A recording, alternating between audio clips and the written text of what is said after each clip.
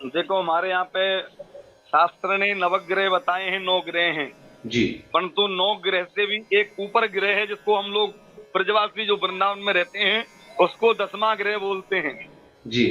9 ग्रहों से भी एक ऊपर ग्रह है, वो है अनुग्रह। जी। यदि संतों की कृपा हो जाए तो 9 ग्रहों की भी आवश्यकता नहीं, अपने आप शुद्ध हो जाते हैं, जिसको बोलते हैं अनुग्रह।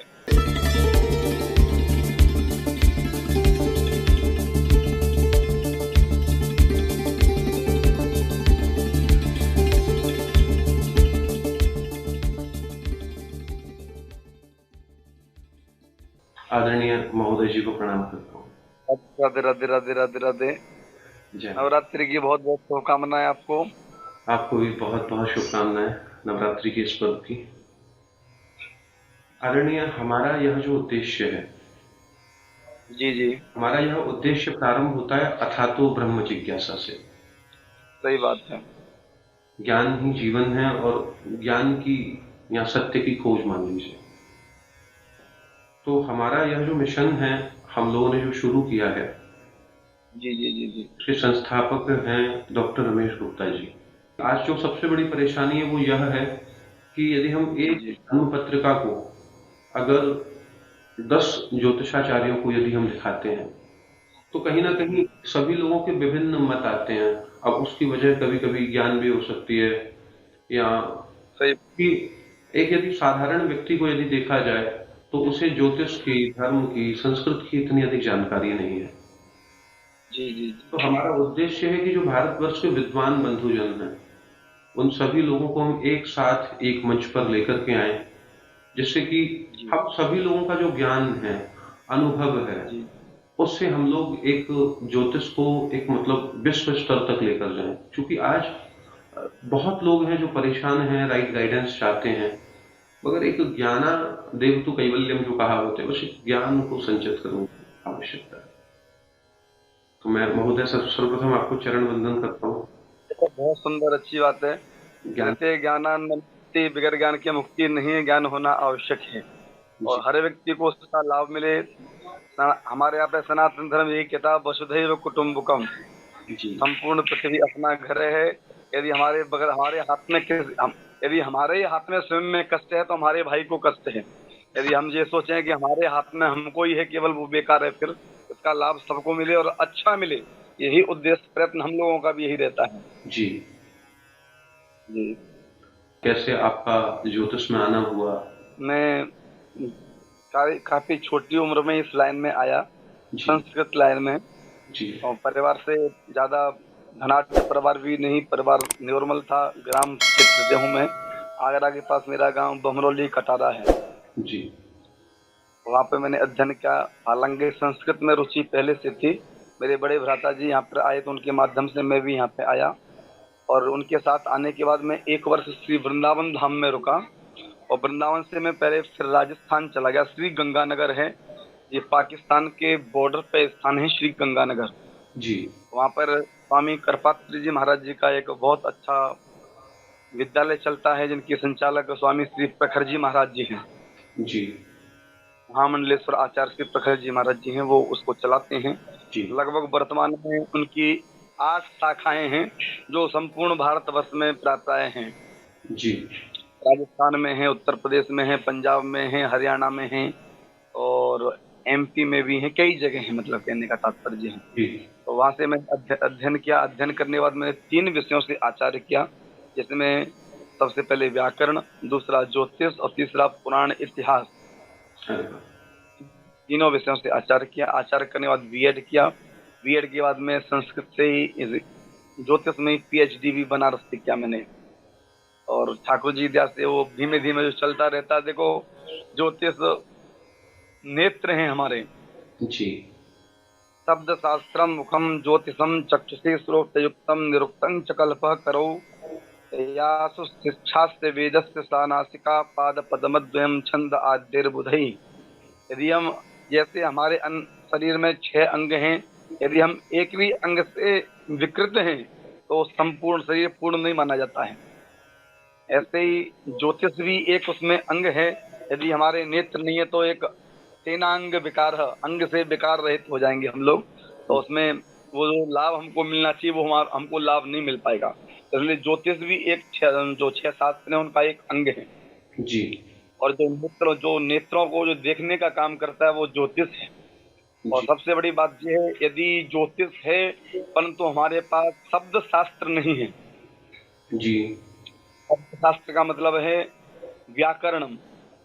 जी यदि हमारे पास व्याकरण नहीं है, क्योंकि आपके जितने भी श्लोक हैं, चाहे पाराशर जी के हों, अन्नवा भृगु, जो भी ऋषि आदि परंपरा से ज्योतिष के हैं, जो हमने पुस्तक में तो उनका अर्थ पढ़ लिया, गुरुजनों ने हमको बता दिया, परंतु हम अपना भी पढ़ना चाहें, जब तक हमको ज्ञान नहीं है शब्द शास्त्र का, तो हम उसका अर्थ का अनर्थ कर सकते हैं। सही बात है।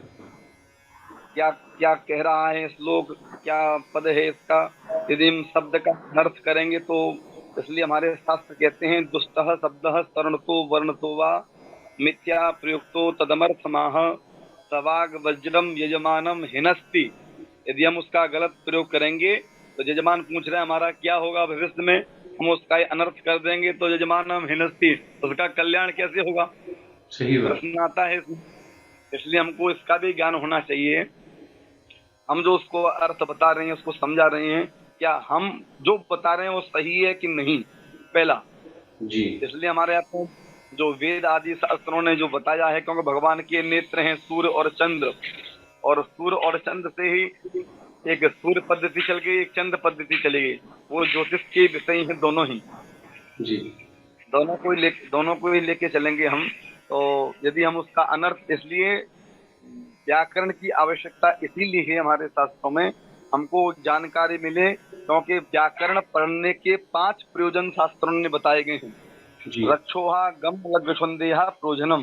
पहले सबसे पहला है रक्षा। जी रक्षा का मतलब है रक्षार्थम वेदानाम अध्ययनम व्याकरणम।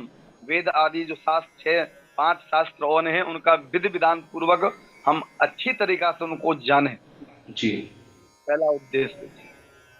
रक्षोहा गम लग्गौषंधिया प्रयोजनम, रक्षार्थम। फिर है वेद आदियों को कैसे समझना है, 6 अंगों को कैसे समझना है, उसकी जानकारी हम कैसे प्राप्त कर सकते हैं और दूसरों को कैसे बता सकते हैं, जी जिससे उसको सुचारू अच्छा मार्ग मिले हमको जीवन में, जिससे उसका भी कल्याण हो और हम बता रहे हैं सबसे पहले अपना कल्याण हो। क्या हम जो बता रहे हैं वो सही है?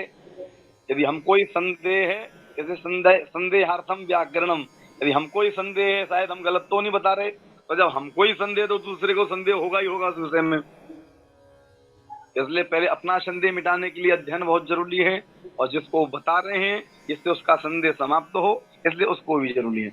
इसलिए व्याकरण भी आवश्यकता है, साथ साथ में अन्य जो अंग हैं उनको भी आवश्यकता है, वेद आदि जो भी हैं, परंतु नेत्रों का जो काम करता है वो ज्योतिष करता है। उसी से भूत भविष्य वर्तमान तीनों का विषय पता चलता है, क्या करना चाहिए क्या नहीं करना चाहिए। जी जी, ये तो मेन इसके भूमिका है। बाकी तो अनंत शास्त्रम बहुला च विद्या, शास्त्र बहुत हैं, विद्याएं बहुत हैं, जीवन में समय बहुत कम है, परंतु जैसे एक हंस जल में से क्षीर को ग्रहण कर लेता है, सार सार को ग्रह ले छोटा दे उड़ाए, तो सार सार को हमको ग्रहण करना चाहिए। बाकी तो बहुत शास्त्र हैं, जितना पढ़े उतना अच्छा है। सही बात है। आदरणीय, एक आज के समय की एक सबसे बड़ी परेशानी है, जी आज हम देख रहे हैं कि युवा नशे की ओर, गलत खान पान की ओर जा रहे हैं। जी जी जी जी इसका ज्योतिषीय कोई कारण है?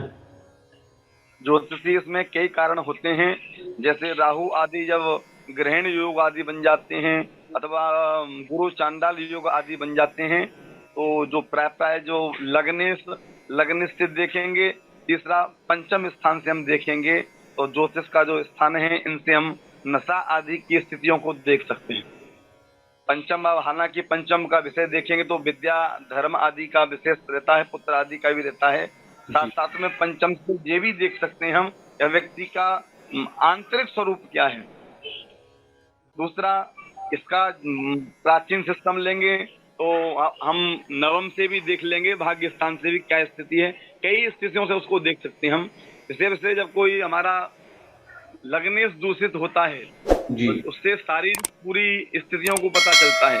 यदि हमारा लग्नेश दूषित होगा तो प्राय प्राय ऐसे स्थितियां पैदा हो जाती हैं जिसमें नशा आदि की सिस्टम है, राहु आदि केतु का सिस्टम बन जाए तो उसमें दोष आदि आ जाते, कई चीजें हैं उसमें, उनसे हम उसका पता लगा सकते हैं कि व्यक्ति नशा का सिस्टम होगा या क्या है।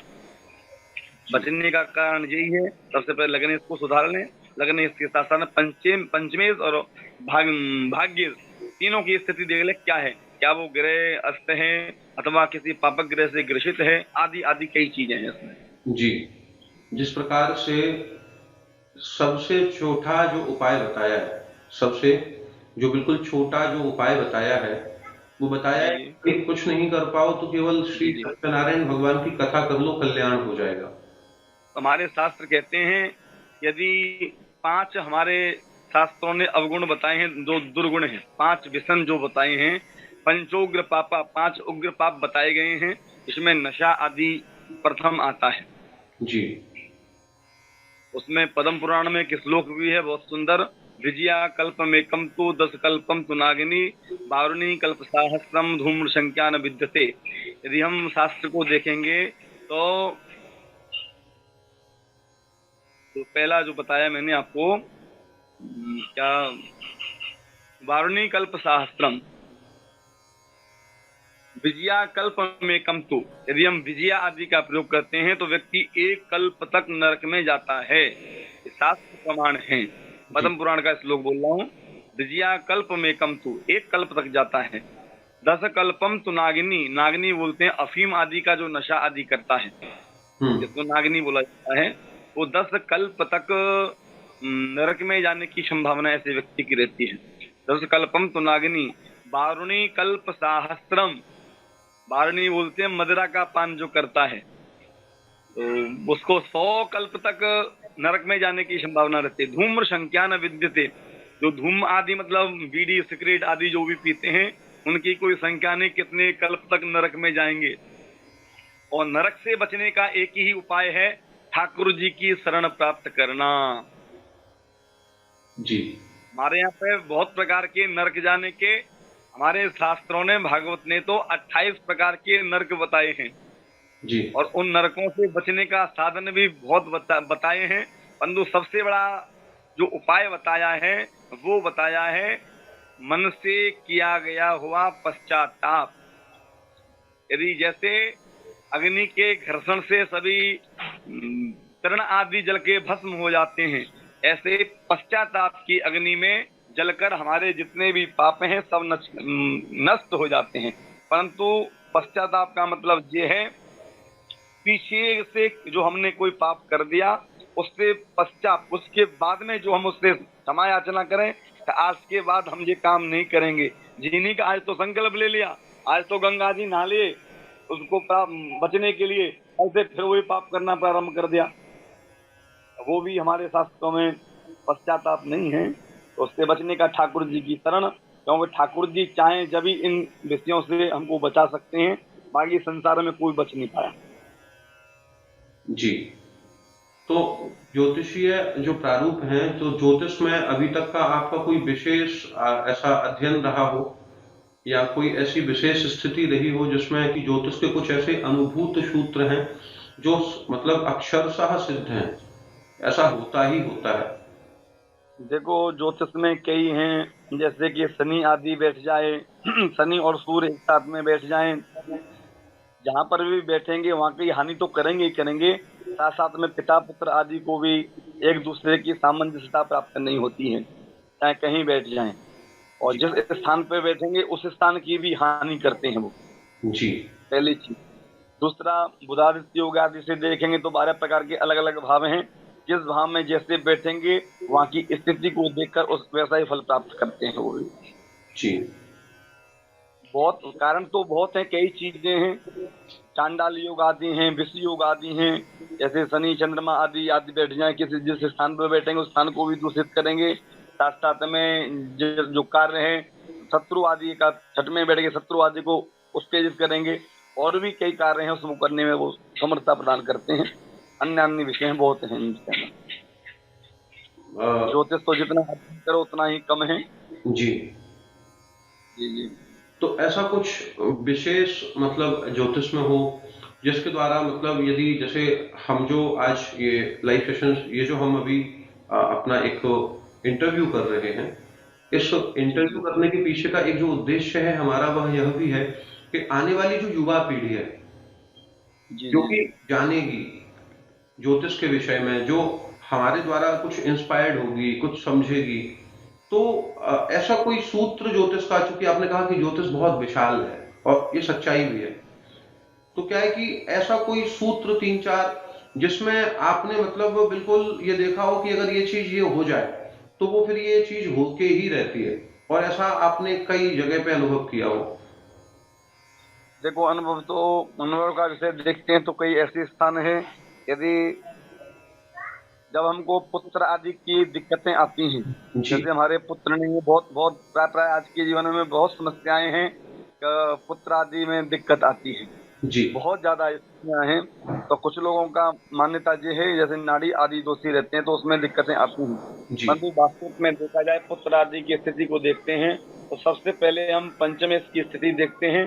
पंचमेश के साथ साथ में हमको विशेष करके मंगल की स्थिति देखनी चाहिए। मंगल की स्थिति क्या है, जी अथवा पंचम स्थान को कौन ग्रह दूषित कर रहा है, उस ग्रह की शांति हम करेंगे तो निश्चित है। मैंने कम से कम अपने जीवन में 100 केसों को दूर किया हुआ इस विषय को लेके, और एकदम सटीक जाता है ठाकुर जी की दया से, और यानी काम भी पूरे होते हैं। जी यानी कि संतान से संबंधित यदि परेशानी आ रही है तो मंगल का उपाय कराना चाहिए। मंगल का उपाय करें। मंगल के साथ साथ में यदि पंचम स्थान को राहु आदि जो पापक ग्रह हैं जी दूषित कर रहे हैं, उनका उपाय करें तो निश्चित है वो सफल जाएगा। अच्छा कैसी भी स्थिति, हालांकि देखो कुछ ऐसी स्थितियां होती हैं, जैसे बुध शुक्र सूर्य आदि मिल जाए तो शरीर को छीड़ करते हैं। जी यदि ऐसी भी स्थिति बन रही है तो यदि हम उसमें भी उन ग्रहों की स्थिति सेट करके, यदि मंगल का देखो क्या है कि भूमि पुत्र और पुत्र कारक हमेशा मंगल होता है, जी और जब तक भूमि सही नहीं है तो चाहे कैसा भी आप अन्न उसमें उगाने की कोशिश करें वो उगता नहीं। जी इसलिए मंगल की स्थिति सही हो जाएगी तो भूमि, यदि भूमि सही है तो बीज अपने आप अंकुरित हो जाएगा, ये निश्चित है ये। जी तो यदि हम उसको देखेंगे, मंगल की स्थिति सही करें, साथ में उस पंचम ग्रह को ग्रह दूषित कर रहा है उसको देख लें, तो निश्चित है आपका कार्य एकदम सफल जाएगा। जिसमें विशेष रूप से जो उपाय हैं, उपाय के लिए जो, जैसे आपने देखा होगा, जो कुम्हार होते हैं, जी कुम्हार जो जिस चाक का प्रयोग करते हैं, चाक में एक रस्सी का प्रयोग करते हैं धागे का, उस धागे को यदि किसी मटकी में डाल के उसका जल पीना प्रारंभ करे तो निश्चित है भूमि एकदम सही बन जाएगी। और संतान प्राप्ति के लिए मतलब अचूक उपाय है। अचूक उपाय है ये वाला, जो जी अनुभव किया है मैंने, और एक नहीं बहुत अनुभव किए हैं जी इस विषय में। और प्राय प्राय लोगों की समस्या यही ज्यादा रहती है, महाराज इतने वर्ष हो गए पुत्र आदि नहीं है, जी कई चीजें हैं इसमें। तो ये सबसे बहुत अच्छा प्रयोग मैंने सटीक मैंने देखा है, किया है, और ठाकुर जी जैसे कई उपाय बहुत सिद्ध हुए हैं इस चीज में। तो यह जो उपाय है ये मतलब पुत्र के लिए है या स्पेशली संतान की प्राप्ति के लिए है? देखो, पुत्र की एकदम मन में इच्छा है कि हमको पुत्री ही चाहिए। जी जीवन में क्या है कि पुत्रियां हो गई बहुत, पुत्र नहीं है जी, तो मंगल की स्थिति देखे निश्चित पुत्र होगा। उसमें फिर कई प्रयोग और भी साथ में कराने पड़ेंगे, जी जैसे संतान गोपाल आदि के मंत्र हैं, अथवा हरिवंश पुराण आदि के। देखो कभी भी 12 पूत पिता के धर्मा, जी हमारे पूर्वजों के आशीर्वाद से ही पुत्र आदियों की उत्पत्ति होती है। और क्योंकि पुत्र का मतलब है पुमनाम नरका त्रायतेत पुत्र, जो पितरों को पुम आदि नगर से उनका त्राण करता है, उद्धार करता है। तो पुत्र के लिए, पितरों के लिए उपासना भी करना जरूरी पड़ेगा, तो निश्चित है पुत्री ही होगा, ना कि पुत्री। जी मतलब आपका ये अक्षरशः अनुभूत है। अनुभूत मेरा बता रहा हूँ, पुत्र ही होगा। बिल्कुल, क्योंकि क्या है आने वाले जो ज्योतिषाचार्य होंगे, जो युवा होंगे, जो आने वाली जो जनरेशन होगी, जब वह आपके शब्द सुनेगी तो उन्हें इतने वर्षों तक का जो उन्होंने अध्ययन किया आप उनके लिए बिल्कुल हंस का काम करेंगे। यही हमारा उद्देश्य है बेसिकली। जी और कुछ इस प्रकार की विशेष अनुभूत, कुछ इस प्रकार के विशेष प्रयोग जिसमें आपने अक्षरशः देखा हो कि इफेक्ट होता ही होता है। दूसरा प्रयोग जो होता है, जैसे सूर्य और शनि एक साथ बैठ जाएं तो पिता पुत्र में कभी भी नहीं बनती, ये भी निश्चित है। यानी कि एक दूसरे के विपरीत रहते हैं हमेशा, जी ये भी निश्चित है, एकदम निश्चित है ये वाला। जी क्योंकि आपने कई पुस्तकें हैं जिसमें उत्तर कालामृत आदि में भी बहुत अच्छा दे रखा है इस विषय को लेके। सर सूर्य और शनि का प्रयोग जब भी रहता है तो दिक्कत करता ही करता है जी पिता पुत्र आदि में। तो विषय आदि योग जो होता है तो जहाँ पर बैठता है वहां को दूषित करेगा ही करेगा, साथ साथ में मानसिक स्थिति को भी खराब करता है। जी यदि केतु की दशा आती हो अथवा केतु दूषित हो और द्वितीय आदि में बैठा हो तो निश्चित है ये व्यक्ति द्वितीय बैठा हो या लग्ने से बैठा हो अथवा सप्तमे से बैठा हो तो व्यक्ति को प्राय मानसिक रोग से दूषित रहना पड़ता है। जी ये भी निश्चित है, एकदम निश्चित है। साथ साथ में यदि बुध हमारा खराब है, यदि बुध खराब है साथ में शुक्र भी खराब है तो निश्चित है बालक को बोलने में दिक्कतें होती हैं, जैसे गूंगापन है अथवा मानसिक स्थिति आदि खराब, वो भी निश्चित रहता है ये वाला। उनके लिए बुध आदि का उपाय, गाय को हरा चारा आदि कराएं तो निश्चित है वो एकदम स्वस्थ होगा। ऐसा कोई एक उपाय, जी ऐसा कोई एक उपाय जो ऐसा हो जिसके करने से नवग्रह शांत रहते हो, ग्रहों का अशुभ प्रभाव नहीं पड़ता हो? देखो हमारे यहाँ पे शास्त्र ने नवग्रह बताए हैं, 9 ग्रह हैं, जी परंतु 9 ग्रह से भी एक ऊपर ग्रह है जिसको हम लोग ब्रजवासी जो वृंदावन में रहते हैं उसको 10वां ग्रह बोलते हैं। जी 9 ग्रहों से भी एक ऊपर ग्रह है, वो है अनुग्रह। जी यदि संतों की कृपा हो जाए तो 9 ग्रहों की भी आवश्यकता नहीं, अपने आप शुद्ध हो जाते हैं, जिसको बोलते हैं अनुग्रह। ये सबसे ऊपर वाला ग्रह है, वो अनुग्रह भगवत कृपा के बगैर नहीं मिलता है। वाह, ठाकुर जी के शरण में आए तो ग्रहों की कोई आवश्यकता नहीं, कुछ भी कर दें, ये निश्चित है। ये भी जरूर, बहुत उत्तम बात कही आपने कि एक 9 ग्रहों से भी ऊपर एक ग्रह है जिसे हम कहते हैं अनुग्रह, और हाँ जिसे संतों का सानिध्य मिल जाए। हाँ, बस उसके लिए ग्रह कोई भी काम नहीं करेंगे, वो अपने आप लाभ मिलता रहेगा। जरूर, बहुत अच्छी बात आपकी लगी मुझे। आपसे सबसे अच्छा जो आज सीखने को मिला वो यह मिला कि आपने बताया कि बिना वेद के 5 और अंगों के जी जी ज्योतिष फलित नहीं है। साथ ही आपने बताया कि जब तक सभी षडांग न हो तब तक ज्योतिष का एक प्रारूप नहीं है। ये बात मुझे आपकी बहुत अच्छी लगी। साथ ही आपने अपना एक एक्सपेरिमेंट बताया जिसको आपने अपने गुरुजनों से भी देखा और आपने भी किया। संतान का आपसे मुझे एक अचूक उपाय की प्राप्ति हुई और आपसे मुझे जानकारी मिली कि मंगलो भूमि पुत्रश्च, कि अगर मंगल सही है, अगर बीज, यदि जमीन अगर सही है तो कोई भी बीज बो दो फलित हो जाएगा, और अगर जमीन ही अच्छी नहीं है तो कितना भी अच्छा बीज डाल दो वह फलीभूत नहीं हो सकता। ये 2 बातें मुझे आपसे सीखने के लिए मिली। और तीसरी बात आपने जो मुझसे की वो यह कि एक है 9 ग्रह और उन 9 ग्रहों से ऊपर ब्रजवासी मानते हैं अनुग्रह, कि यदि अच्छे संतों का यदि सानिध्य मिल जाए तो 9 ग्रह भी कुछ नहीं करते। जी जी वाह, शास्त्रोक्त एक बात है कि भाग्य यदि खराब हो तो गुरु कृपा होनी चाहिए, और गुरुस्त्राता गुरुस्त्राता गुरुस्त्राता न भंजनः, जिसका गुरु खराब हो जाए अर्थात जिस पर गुरु की कृपा न हो उसका तो ग्रह क्या देवता भी कुछ नहीं कर सकते। एक संत ने बहुत सुंदर बात कही है जी, जैसे हमारे जीवन में 7 ग्रह बताए गए हैं, जैसे 7 बार जो होते हैं, 7 बार होते हैं, तो उसमें एक संत ने बहुत सुंदर बात कही, तुलसी या यानी कि 7 ग्रहों में यदि 3 ग्रह सही हैं हमारे, जी, मंगल 7 बार में 3 कम, 7 वारों में 3 वार कम है। कौन कौन से? 7 वार में 3 कम, मंगल बुध इतवार। जी। रविवार नहीं, इतवार। मंगल बुध इतवार। मंगल का मतलब है हमको संसार में 7 बार हैं, उनमें 3 कम बताए हैं। तुलसीदास जी का दुआ है बहुत सुंदर, तो उसमें है 7 वार में 3 कम, मंगल बुध इतवार। जी।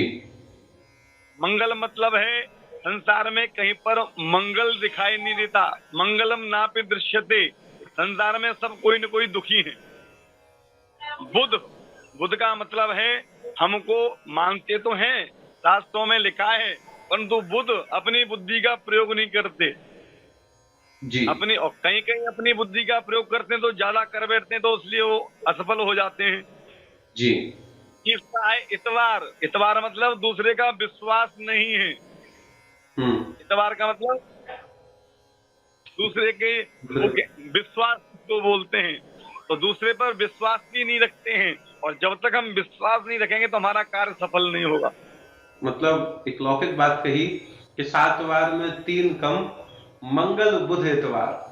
वाह, ये तो केवल एक ब्रज से ही मिल सकती थी ये बातें, और कहीं से भी नहीं मिल सकती, क्योंकि बिना भाव के कुछ भी फलित नहीं है। देखो, विद्या प्राप्त करने के साधन तो बहुत हैं। सबसे अच्छा साधन है गुरु शुश्रूषया विद्या।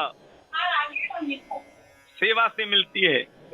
धनेन, धन से भी प्राप्त हो सकती है, परंतु वास्तविक जो विद्या है, ज्ञान से भी आप पुस्तक पढ़ लो, ज्ञान तो मिल जाएगा, परंतु जब तक गुरु जी की कृपा नहीं होगी तो आपका फलित भी बेकार जाएगा। या कितना भी आप पुस्तकों का अध्ययन कर लें, कुछ कर लें।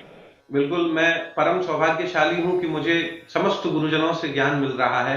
आप सभी लोग भी मेरे गुरु हैं, तो मैं धन्य मानूंगा कहीं ना कहीं स्वयं को भी, और धन्य मानेंगे हमारे सभी नेक्स्ट लेवल एस्ट्रोलॉजी के लोग कि आप समस्त गुरुजनों से, गुरु शिष्य परंपरा के अंतर्गत हम लोग ये ज्ञान ग्रहण कर रहे हैं। यही तो हमारा उद्देश्य है कि समस्त गुरुजनों के द्वारा ज्ञान की प्राप्ति हो। क्योंकि पुस्तकें तो कई हैं, किंतु जो गुरु शिष्य परंपरा अंतर्गत जो अमृत है, जो आपने अपने गुरुजी से, और गुरुजी ने अपने गुरुजी से, और गुरुजी ने अपने गुरुजनों से लिया, वही तो वो अमृत है जो हमें आदिकाल की परंपराओं से जोड़ रहा है। क्योंकि हम तो श्रुति स्मृति पुराणोक्त पुण्य फल प्राप्त्यर्थम में विश्वास रखते हैं कि हमें हमारी श्रुतियों का और स्मृतियों का ज्ञान प्राप्त हो। और ये आपका इतना परम आशीर्वाद आज हमें प्राप्त हुआ, मैं इतना प्रसन्न हूं, मैं शब्दों में आपको मतलब नहीं बोल सकता। बस यही कह सकता हूं कि बाकी बिहारी जी का आशीर्वाद और आपके चरणों का आशीर्वाद सदैव हमारे साथ जुड़ा रहे, जिससे कि हमें नए अनुभवों की प्राप्ति होती रहे। ठाकुर जी कृपा हमेशा करें, बस उन्हीं का आशीर्वाद सबसे पहले है, वही कृपा करें, सब कुछ होगा, अपने आप होता है। बस आप लोगों का सानिध्य जरूर हमारे साथ इसी प्रकार से जुड़ा रहे, क्योंकि हमारा उद्देश्य है ट्रुथ ऑफ एस्ट्रोलॉजी। हम ज्योतिष के सत्य के नजदीक पहुंचे, जिससे कि आम जन को भी लाभ हो, और साथ में ज्योतिष को हम विश्व स्तर पर ले जा सकें। क्योंकि ज्योतिष ज्ञान और विज्ञान का समागम है, जिसमें ज्ञान भी है और विज्ञान भी है। ज्योतिष में लाभ भी है, फलित भी है, और साथ ही वो एक साइंटिफिक मेथड भी है, मैथोलॉजी भी है। तो ऐसी स्थिति में जब आप सभी लोगों का सानिध्य होगा तो हम लोग बिल्कुल नेक्स्ट लेवल एस्ट्रोलॉजी तक पहुंचेंगे। यही हमारा उद्देश्य है। सही बात है। और मैं बहुत आभारी रहूंगा आपका, और मैं चाहूंगा कि इसी प्रकार से आप हम लोगों का साथ देते रहें। और परहित सरिस धर्म नहीं भाई, तो अभी कोई संपर्क होता है तो जरूर उधर आना भी होगा, तो जरूर मिलेंगे, उधर ठाकुर जी कृपा करेंगे। और जब भी आप वृंदावन पधारें तो सूचना करें, जिससे आगे समागम भी होता रहे, आगे दर्शन भी हो सबको। मैं बिल्कुल आप मिलें आपको।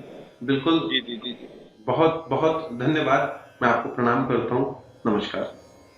राधे राधे राधे। राधे राधे राधे। जय माता।